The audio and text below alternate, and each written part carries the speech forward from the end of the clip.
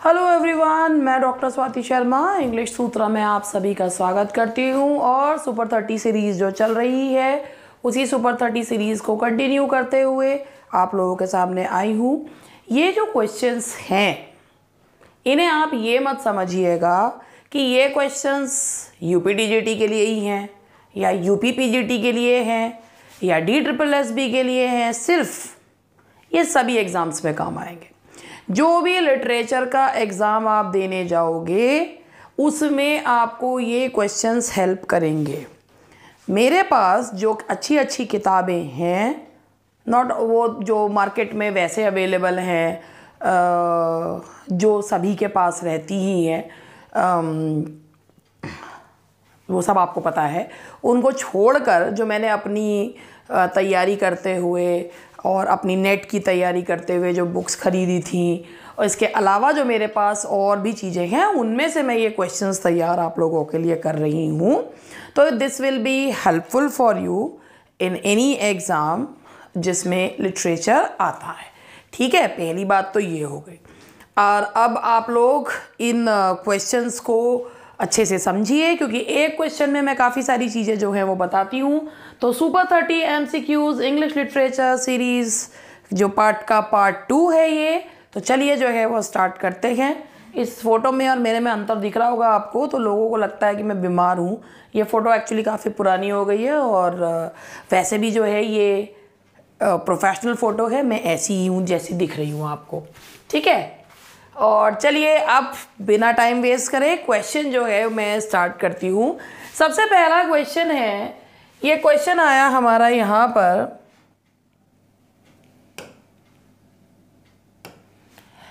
Is a city comedy. ये comedy है, is a city comedy by Ben Jonson, George Chapman and Marston that offended king James one for anti Scottish reference. आप लोगों को अगर ये पता है, जेम्स वन जब गद्दी पर आया था, जेम्स वन जो राजा था वो स्कॉटलैंड का राजा था। He was the king of Scotland, James 6। चूँकि एलिजाबेथ की मृत्यु के बाद एलिजाबेथ के अपना कोई एयर नहीं था तो जेम्स वन गद्दी पर आया था। जेम्स वन स्कॉटलैंड का था। अब जेम्स वन ही वो पहला राजा था जिसने बेन जॉनसन को दिया था, पेंशन दी थी, इसीलिए फर्स्ट अनऑफिशियल पोएट लॉरिएट माना जाता है बेन जॉनसन। मगर कहते हैं ना, विनाश काले विपरीत बुद्धि, यही बेन जॉनसन के साथ हुआ। तो बेन जॉनसन ने एक कॉमेडी लिखी जिस कॉमेडी का नाम था ईस्टवर्ड हो। और ईस्टवर्ड हो लिखने के बाद एक्चुअली ये जो कॉमेडी थी ये रिस्पॉन्स में लिखी गई थी वेस्टवर्ड हो के। वेस्टवर्ड हो जो कि लिखी थी टॉमस डैकर ने और वेबस्टर ने, तो उसके विरोध में इन्होंने लिखी ईस्टवर्ड हो। अब इन्हें क्या पता था, इन्होंने इसमें स्कॉटलैंड के लोगों की मजाक उड़ाई। इससे जेम्स वन को इतना गुस्सा आया कि दोनों को अरेस्ट करवा दिया। तो ये जो है इस कॉमेडी की वजह से वो जो है ईस्टवर्ड हो लिखी थी किसके उसमें, वेस्टवर्ड हो के उसमें लिखी थी। और बेचारों को जेल में जबकि हवा जो है वो खानी पड़ी और कान और नाक तक कटने की नौबत आ गई थी, बट लेटर ऑन उसको जो है माफ़ कर दिया गया। तो ये जो थी वेस्टवर्ड हो ये लिखी थी वेबस्टर ने और डेकर ने, टॉमस डेकर ने लिखी थी। और इस कॉमेडी ने, ईस्टवर्ड हो ने जेम्स वन को बहुत नाराज़ कर दिया था और इसीलिए ये अरेस्ट हो गए थे। चलो भाई आगे बढ़ते हैं। तो आपको ये क्वेश्चन समझ में आ गया होगा क्या क्वेश्चन है ये। Let's move on to the next question. The idea of the tabula rasa put forward by the Enlightenment thinker John Locke is central to. सबसे पहले अगर हम बात करें तो टेबुला रासा का मीनिंग क्या होता है ये देखते हैं। टेबुला रासा का मतलब होता है खाली स्लेट। ठीक है, खाली स्लेट को बोला जाता है, कोरा कागज, खाली स्लेट, टेबुला रासा। ये दिया है जॉन लॉक ने, ये भी एक लिटरेरी टर्म है। और ये जो है इसमें सेंट्रल क्या है, एम्पिरिसिज्म। अब एम्पिरिसिज्म का मतलब है कि ये जॉन लॉक ने ये कहा था कि जो जितनी भी हम नॉलेज प्राप्त करते हैं थ्रू सेंसरी एक्सपीरियंसेस, यानी कि छू के, देख कर, महसूस करके, जो हमारे सेंसेस से हम नॉलेज प्राप्त करते हैं, that is the true knowledge. तो ये जो टेबुला रासा का कॉन्सेप्ट है, it is given by John Locke, और जॉन लॉक का जो ये फॉर्मूला है ये डिपेंड करता है एम्पिरिसिज्म पे, और एम्पिरिसिज्म का मतलब होता है कि जो कोई भी नॉलेज हम प्राप्त करते हैं थ्रू आवर सेंसरी एक्सपीरियंसेस, हम लोग लेकर नहीं आते हैं नॉलेज, खाली स्लेट होती है बिल्कुल। ठीक है, तो चलिए नेक्स्ट क्वेश्चन पे बढ़ते हैं। Is known as the English Virgil. English Virgil किसे कहा जाता है? तो इंग्लिश वर्जिल जो कहा जाता है वो स्पेंसर को कहा जाता है इंग्लिश वर्जिल, क्योंकि Spencer was very much influenced by Virgil's Aeneid. Even जब उसने फेरी क्वीन लिखी है, he was very much influenced by Virgil's Aeneid। और लेकिन हाँ, उसने जो फेरी क्वीन का जो सोर्स है वो माना कि ये नहीं है, एरिस्टो की पोएम है, ऑरलैंडो जो पेंडेस्टो, वो पोएम जो है इसकी सोर्स है एरिस्टो की जो पोएम है ऑरलैंडो फ्यूरियोसो, और जो है लेकिन he was very much influenced by वर्जिल्स Aeneid, इसीलिए स्पेंसर को कहा जाता है इंग्लिश वर्जिल।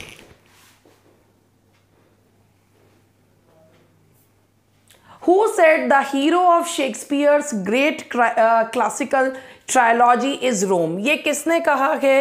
ये एक लाइन्स कही गई हैं विल्सन नाइट के द्वारा कि the hero of Shakespeare's great trilogy is Rome, कि शेक्सपियर की ग्रेट ट्रायलॉजी के जो हीरो हैं दैट इज रोम। ये विल्सन नाइट ने कहा है। ये याद रखिएगा कि कौन किसने कब क्या कहा, तो ये विल्सन नाइट के द्वारा कहा गया है। The next question is the epigraph to the love song of J Alfred Prufrock. अब आप देख रहे हैं जो टी.एस. इलियट है ना, वो मॉडर्न एज का बहुत ही इम्पॉर्टेंट पोएट है, और जिसे मॉडर्न एज का आगाज़ कहा जाता है कि जो वेस्टलैंड से ही उसका आगाज़ हुआ। तो टी.एस. इलियट को हम किसी में भी छोड़ नहीं सकते, चाहे वो कोई सा भी पेपर हो। तो टी.एस. इलियट का जो एपिग्राफ है वो love song of J Alfred Prufrock का, वो कहाँ से लिया गया है? तो भाई love song of J Alfred Prufrock का जो एपिग्राफ है that has been taken from Dante's Inferno. अब अगर आपको दांते के बारे में पता हो तो दांते वॉज एन इटालियन पोएट, और उन्होंने एक पोएम लिखी है, एपिक पोएम है उनकी, डिवाइन कॉमेडी, और इसके 3 भाग हैं डिवाइन कॉमेडी के। तो इसका जो फर्स्ट पार्ट है वो है इन्फर्नो, इन्फर्नो या हेल। वहाँ से इसका दांते के inferno, inferno is the first part of divine comedy. Divine comedy के 3 पार्ट्स हैं, और इन्फर्नो से एपिग्राफ लिया गया है the love song of J Alfred Prufrock का। ये जो एपिग्राफ है ये 6 लाइन की कोटेशन है, और कहाँ से ली गई है? Canto 27 of inferno, canto 27 inferno. तो एक ही चीज़ में काफ़ी सारी चीज़ें आपको बता दी कि AP love song of J Alfred Prufrock का जो जैसे कहना चाहिए एपिग्राफ, वो कहाँ से लिया गया है? दांते की इन्फर्नो से। दांते जो कि एक इटालियन पोएट थे, उन्होंने लिखी है divine comedy. Divine comedy it is divided into 3 parts. उसका पहला पार्ट है इन्फर्नो। इन्फर्नो के कैंटो 27 से ये एपिग्राफ लिया गया है, 6 लाइन का एपिग्राफ। देखा कितनी मेहनत करनी पड़ती है पोएट्स को। From where did Eliot take the epigraph of the Waste Land? अभी हमने बात करी the love song of J Alfred Prufrock की, अब हम बात कर रहे हैं वेस्टलैंड, जो कि मैंने आपको बताया कि मॉडर्न एज का आगाज माना जाता है वेस्टलैंड को। तो कहाँ से ली है? ये लिया गया है पेट्रोनिकस सटायरिकॉन के से लिया गया है एपिग्राफ। इसमें जो डिस्क्रिप्शन दिया गया है, इसमें डिस्क्रिप्शन दिया गया है एक सिबिल का। अब वो जो सिबिल दिखाई है वो ऐसे दिखाई है कि उसने अमर होने का वरदान मांगा था, मगर चिर युवा रहने का नहीं मांगा। तो वो इतनी कमज़ोर हो जाती है कि एक जार से जो है वो लटक जाती है। तो क्यूमियन सिबिल का जो Cumaean Sibyl to his friends जो है वो उस वहाँ से ये एपिग्राफ लिया गया है वेस्टलैंड का। I know these are some of the questions which appear to be tough, मगर ये बहुत इंपॉर्टेंट क्वेश्चंस हैं। Who first applied the epithet? Epithet जो वर्ड होता है इसका मतलब होता है एडजेक्टिव, कि सबसे पहले Augustan to English poetry embellished by Dryden, ये किसने कहा था कि embellish English poetry embellished by Dryden, ये कहा गया था, ये बिल्कुल डॉक्टर जॉनसन के द्वारा कहा गया था, ये एपिथेट दिया था और उनका लाइव्स ऑफ इंग्लिश पोएट्स में उन्होंने ये दिया है, जिसमें उन्होंने कहा था ऑगस्टन एपिथेट दिया था लाइव्स ऑफ इंग्लिश पोएट्स में, lives of the most eminent English poet, जो कि इनका वर्क है जिसमें इन्होंने काफ़ी सारे इंग्लिश पोएट्स की लाइव्स के बारे बायोग्राफीज जो हैं वो दी हैं, उसमें उन्होंने ये सबसे पहले ये epithet Augustan to English poetry embellished by Dryden ये उन्होंने यूज़ किया है। The title of Samuel Butler Hudibras is derived from, ये बड़ा बढ़िया क्वेश्चन है कि भाई सैमुअल बटलर का हुडीब्रास का टाइटल कहाँ से लिया गया है, तो ये लिया गया है फेरी क्वीन से। फेरी क्वीन में एक नाइट है जिसका नाम है हुडीब्रास और वहाँ से ये टाइटल लिया गया है सैमुअल बटलर की जो ये मजाक उड़ाने वाली पोयम है, वहाँ से ये एक बहुत ही ज़्यादा मजाक उड़ाने वाली एक सटायरिकल पोयम है, तो इसका जो टाइटल है वो लिया गया है फेरी क्वीन। फेरी क्वीन में एक नाइट है जिसका नाम है हुडीब्रास। Now the next question is, who said Chaucer is a rough diamond and must be polished over he shines? ये एक्चुअली ड्राइडन ने अपने ज़िंदगी के लास्ट फेज में एक वर्क लिखा था फेबल्स, तो उसने अपने in his preface to fables जो वर्क लिखा था उसमें ड्राइडन ने ये चीज़ कही है कि Chaucer is a rough diamond. देखिए अपनी ज़िंदगी के आखिरी फेज़ में उसने लिखा था फेबल्स में उसका जो प्रीफेस है उसमें ड्राइडन ने ये कहा Chaucer is a rough diamond and must be polished over he shines, कि चॉसर एक रफ डायमंड है और उसे पॉलिश करना चाहिए तभी ही विल शाइन। तो ये in his preface to fables में ये चीज़ कही गई है। Whom does Hardy describes as less Byronic than Shelleyan? कि भाई हार्डी ने अपने कौन से वर्क में किसको लेस बायरन देन शेलेयन किससे कंपेयर करा है, बायरन और शेले से? तो इसने कंपेयर करा है एंजल क्लेयर को। हार्डी का एक वर्क है टेस ऑफ डी अबरविले, जो कि हार्डी की कुछ ये दो नॉवेल्स थी, Tess of d Urberville and Jude the Obscure, जिनके बाद हार्डी की जो इमेज थी वो काफ़ी ख़राब हो गई थी। और टेस ऑफ द डी अरबरविले का तो जो सब टाइटल है that is a pure women. तो इससे भाई विक्टोरियन एरा में और एक लड़की जिसको सीड्यूस करा गया हो उसको प्योर वुमेन का टाइटल देना, ये विक्टोरियन पब्लिक को कुछ ज़्यादा पसंद नहीं आया था। तो इसी में इसका जो एंजल क्लेयर इसका कैरेक्टर है, जो टेस का हस्बैंड है, उसे हार्डी ने डिस्क्राइब करा है less Byronic than Shelleyan.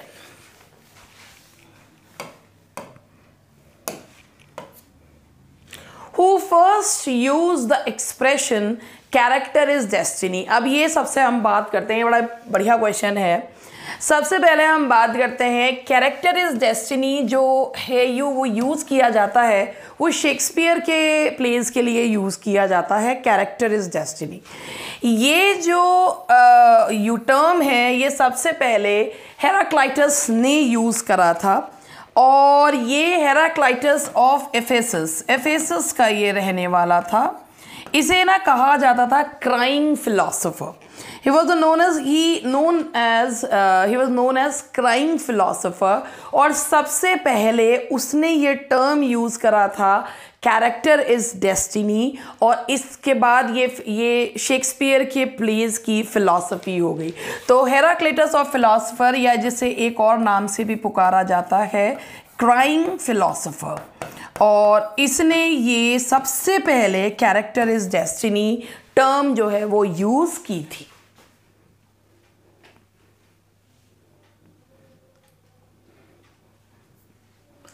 Who said Shakespeare grew immortal in his own despite? अब मैं इसके बारे में बताती हूँ।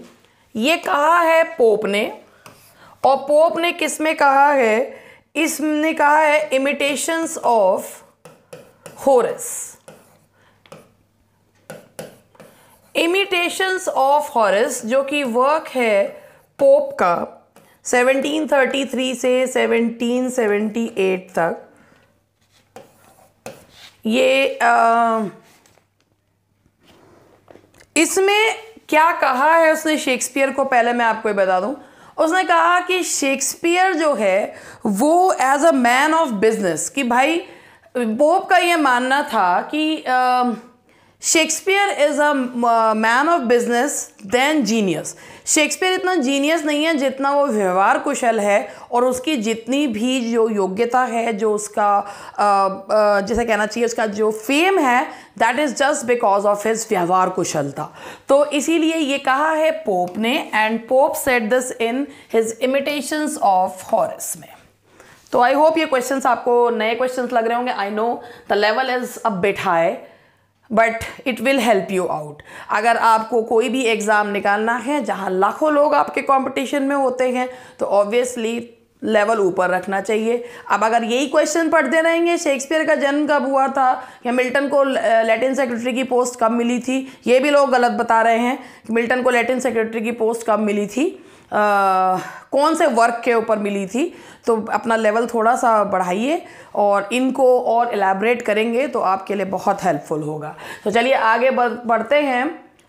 To whom is applied the epithet Shakespeare of divines? ये किसके को ये टाइटल दिया जाता है, ये किसको एडजेक्टिव यूज़ किया जाता है? ये जेरेमी टेलर को दिया जाता है। अब ये जेरेमी टेलर कौन थे? ये एक क्लर्क थे, और इनको जो कहना चाहिए जैसे एक रिकॉग्निशन मिला था क्रॉमवेल के समय। जब क्रॉमवेल का शासन था तो उस समय जेरेमी टेलर को उनके वर्क्स के लिए, उनके एक्सप्रेशंस के लिए, एक्सप्रेशनिज्म के लिए उनको एक टाइटल दिया गया था शेक्सपियर ऑफ डिवाइन्स, क्योंकि ये चर्च में क्लैरिक थे, और इनका जो फेम मिला वो क्रॉमवेल के समय मिला और जेरेमी टेलर को, और इनके एक्सप्रेशनिज्म की वजह से, इनके लिखने के तरीके की वजह से इन्हें कहा जाता है Shakespeare of divine's.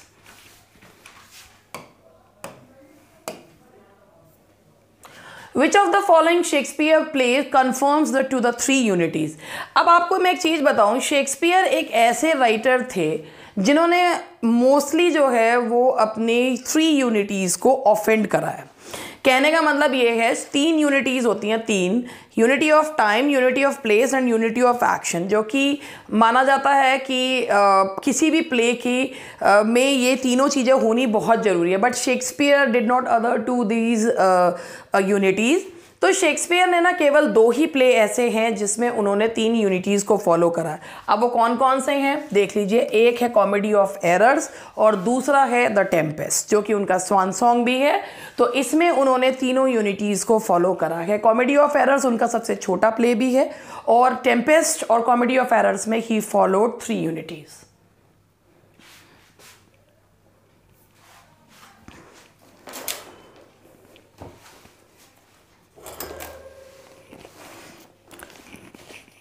Now the next question is, which of the following was termed by mythos by Aristotle? Mythos जो है वो एरिस्टोटल ने जब ट्रेजेडी की डेफिनेशन दी है तो उसमें उन्होंने अलग अलग टर्म्स जो हैं वो यूज़ करे हैं। उसमें जो मिथोस या माइथोस उन्होंने यूज़ किया है वो यूज़ करा है प्लॉट के लिए। According to Aristotle, plot is the most important element of tragedy, और शेक्सपियर के अनुसार character is the most important element of tragedy. तो उनकी मिथोस या माइथोस जो है वो टर्म यूज़ करी गई है, एरिस्टोटल ने यूज़ करी है प्लॉट के लिए। Now the next question is, Walter Pater's essay the Renaissance is primarily on.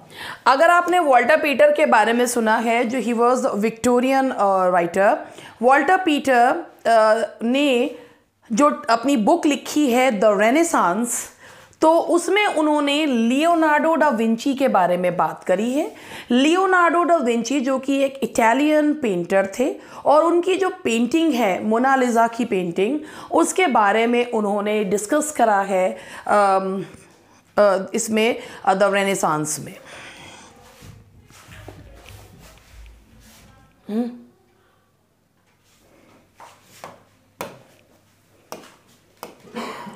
Now the next question is, which of the following Shakespearean character is considered a rendering of vice from the morality play? भाई इनमें से कौन सा ऐसा character है जिसे vice from the morality play माना जाता है? तो ये कैरेक्टर है आपका फॉल्स्टॉफ। फॉल्स्टॉफ जो है उसे माना जाता है rendering of vice from the morality play.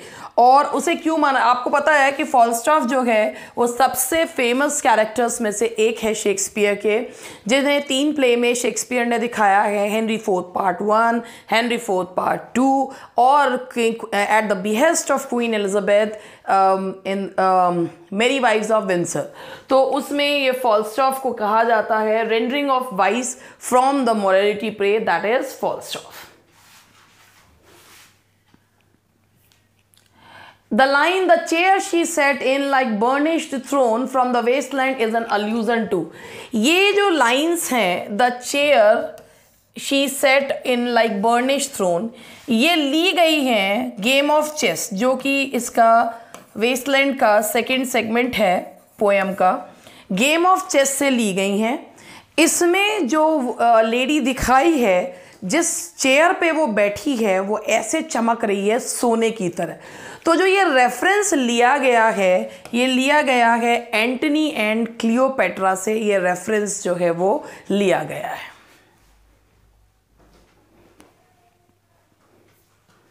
Now John Keats the autumn is an example of. John Keats का जो वर्क है द ऑटम, वो किस चीज का कौन से ओड का एग्जाम्पल है? तो वो एग्जाम्पल है हॉरेशियन ओड का। हॉरेशियन ओड जो कि लैटिन पोएट हॉरेस ने लिखे थे, उसके तरीके से उसके इसमें लिखने का। हॉरेशियन ओड्स जो हैं वो एक किसी फ्रेंड को एड्रेस्ड होते हैं या डील करते हैं, फ्रेंडशिप के साथ डील करते हैं। तो जॉन कीट्स का to the autumn is an example of Horatian ode. ऐसे क्वेश्चन कई बार आते हैं, ये 2016 के पेपर में भी इसी तरीके का क्वेश्चन आया हुआ है। अब यही आया है, ऐसा आया है वो मुझे याद नहीं, मगर आया हुआ है। The term pathetic fallacy which denotes the convention by which natural phenomena are attributed human feelings was coined by. चलिए अब इसके बारे में हम लोग बात करते हैं। सबसे पहले हम बात करते हैं पैथेटिक फैलेसी के बारे में। तो पैथेटिक फैलेसी का मतलब होता है जब हम नेचर के ऑब्जेक्ट्स को ह्यूमन बीइंग्स की फीलिंग्स दे देते हैं, ह्यूमन बीइंग्स के एट्रीब्यूट्स यानी कि उनकी क्वालिटी दे देते हैं, तो उसे पैथेटिक फैलेसी कहा जाता है। जैसे अगर हम यहाँ पे बोलते हैं स्माइलिंग सन, तो sun is an object of nature और मुस्कुराता हुआ स्माइलिंग सन, तो दैट इज़ पैथेटिक फैलेसी। अब ये जो टर्म है ये किसने करी है? ये करी है जॉन रस्किन ने। और किस वर्क में करी है? मॉडर्न पेंटर्स में। जॉन रस्किन ने ये टर्म दी है मॉडर्न पेंटर्स में। जॉन रस्किन विक्टोरियन राइटर, उन्होंने दी है ये term pathetic fallacy modern painters में। Now the next question, Samuel Butler's Hudibras is an attack on। Samuel Butler का जो हुडीब्रास है, जो अभी मैंने बताया कि ये टाइटल लिया गया है फेरी क्वीन से, ये एक अटैक है। मैंने आपको बताया था बर्लेस्क, ये जो अटैक है दैट इज़ ऑन प्यूरिटनिज्म। ये प्यूरिटनिज्म पे अटैक है। प्यूरिटनिज्म, राउंड हेड्स और इन पे सब पे ये अटैक है। ये पोएम इन्हीं का मजाक उड़ाती हुई पोएम है ये। Now the next question is, which century is known as the age of circulating libraries? तो चलिए इसके बारे में बात करते हैं। ये क्वेश्चन मैं कई बार इसको देख चुकी हूँ उस क्वेश्चन को। ये जो क्वेश्चन है ये इसका आंसर है 18th सेंचुरी। आपको कई जगह से 17th भी मिलेगा। एक्चुअली 17th सेंचुरी में सर्कुलेटिंग लाइब्रेरीज शुरू हुई थी और 18th सेंचुरी में कुछ जो लाइब्रेरीज थी, सर्कुलेटिंग लाइब्रेरीज थी, वो 17वीं सेंचुरी में भी एग्जिस्ट करती थी, लेकिन 18वीं सेंचुरी में इनकी संख्या बढ़कर 1000 हो गई थी। तो इसीलिए माना जाता है कि 18th century is the age of circulating libraries. Now the next question is, who co-authored the tragedy Dido, Queen of Carthage along with Marlowe? Marlowe का जो ये वर्क था, ये किसके द्वारा मतलब इसमें co-author किसने करा है? तो आपको पता है कि Marlowe was a university wit, और ये जो है इसमें co-author थे टॉमस नैश ने के साथ मार्लो ने Dido the queen of Carthage में co-author किया है। Now the next question is, who authored the novel Endymion? Endymion अगर हम नाम सुनते हैं तो हमारे दिमाग में आता है कि कीट्स ने करा होगा, है ना? ऐसे ही हमारे दिमाग में आता है और हम बिना सोचे समझे इसका आंसर ए लगा देते हैं। लेकिन अगर आप ध्यान से पढ़ें तो उसमें क्वेश्चन लिखा है who authored the novel Endymion. तो इसके बारे में मैं आपको बताती हूँ कि ये जो नॉवल है ये बेंजामिन डिज़राइली, जिन्होंने जो कि क्वीन विक्टोरिया के समय थे, जो कि प्राइम मिनिस्टर थे बने थे बेंजामिन डिज़राइली, चार्टिस्ट मूवमेंट को जिन्होंने उठाया था, और इन्होंने ये नॉवल लिखा है एंडीमियन एज अ पोएम जो लिखी है वो लिखी है जॉन कीट्स ने, और जो नॉवल लिखा है that is written by Benjamin Disraeli. तो देखिए काफ़ी एक ही नाम के कई सारे वर्क्स होते हैं। And the next question is, from which work the legend of good women. अब इसका क्या है, इनके मैंने ऑप्शंस दिए नहीं है, मैं इनको लिखूंगी। From which work the legend of good Women has been taken. तो ये देखिए लेजेंड ऑफ गुड विमेन जो कि वर्क है चौसर का, और ये एक अधूरा वर्क है, इसको कहाँ से लिया गया, तो इसके बारे में मैं आपको बता रही हूँ। ये लिया गया है बोकैचियो के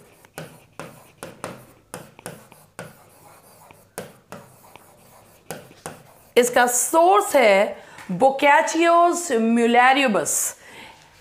the legend of good women जो कि चौसर की अधूरी पोयम है, इसका जो सोर्स है दैट इज बोकैचियोस म्यूलरिबस। तो ये है आपका इसका आंसर। चलिए आगे बढ़ते हैं। अब जितने भी क्वेश्चंस हैं आगे उनके ऑप्शंस नहीं हैं। Who said of all Shakespeare's plays Macbeth is the most rapid, Hamlet is the slowest in the movement. ये किसने कहा है कि शेक्सपियर के जितने भी प्लेज हैं उनमें मैकबेथ जो है वो बहुत तेज है एक्शन, और हैमलेट बहुत स्लो है मूवमेंट में। तो इसका ऑप्शन है इसका आंसर है दैट इज एस.टी. कॉलरिज। ये कहा है कॉलरिज ने। वैसे भी शेक्सपियर के हैमलेट और मकबेथ को कई बार कंपेयर किया जा सकता है, जैसे हैमलेट एंड हिज प्रॉब्लम्स में टी.एस. इलियट ने कहा है, ऐसे ही एस.टी. कॉलरिज ने कहा है। ठीक है, and the next one is the plot of the rape of Lucrece is based on. Rape of Lucrece के बारे में अगर हम बात करते हैं, क्या हो रहा है, रेप ऑफ ल्यूक्रीज के बारे में अगर हम बात करें तो सबसे पहले हम बात करते हैं रेप ऑफ ल्यूक्रीज शेक्सपियर की नैरेटिव पोएम है, जिसमें उन्होंने ल्यूक्रीज के रेप के बारे में बताया। अब इसके सोर्स क्या क्या है। शेक्सपियर ने कोई भी वर्क जो लिया है दैट इज़, कुछ वर्क्स को अगर हम छोड़ दें जैसे टेम्पेस्ट है वो ओरिजिनल माना जाता है, बाकी तो शेक्सपियर ने सोर्सेज कहीं से लिए। तो इसका जो आंसर है दैट इज ओविड्स फास्टी। ओविड के फास्टी से लिया है, और लिवीज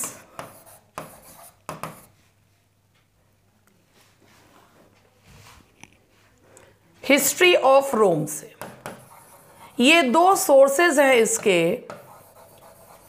कहाँ से लिया है ये रेप ऑफ ल्यूक्रीज जो ली गई है, इसका जो सोर्स है शेक्सपियर की पोएम है रेप ऑफ ल्यूक्रीज, जिसमें ल्यूक्रीज के रेप के बारे में बताया गया है। ये ओविड के फास्टी और लिवी के हिस्ट्री ऑफ रोम से लिया गया है। Who is the most quoted author in Johnson's A Dictionary of the English Language? Doctor Johnson की जो पहली dictionary of the English language है उसमें सबसे कोटेड ऑथर कौन सा है? तो जो सबसे कोटेड ऑथर है that is none other than William Shakespeare. और कौन हो सकता है बताइए? तो सबसे ज़्यादा जो कोट किया जाने वाला ऑथर है वो है मिस्टर विलियम शेक्सपियर। चलिए आगे बढ़ते हैं। The next question is who evolve the concept of touchstone method. तो इसके बारे में मैं आपको बताऊं, ये टचस्टोन मेथड जो दिया था वो मैथ्यू आर्नल्ड ने दिया था।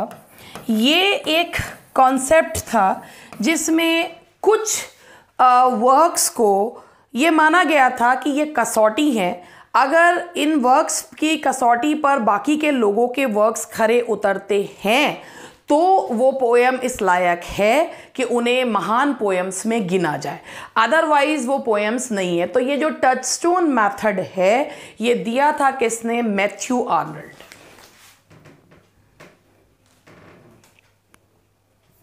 And the last question, who has originally composed the line Sweet Thames run softly till I end my song?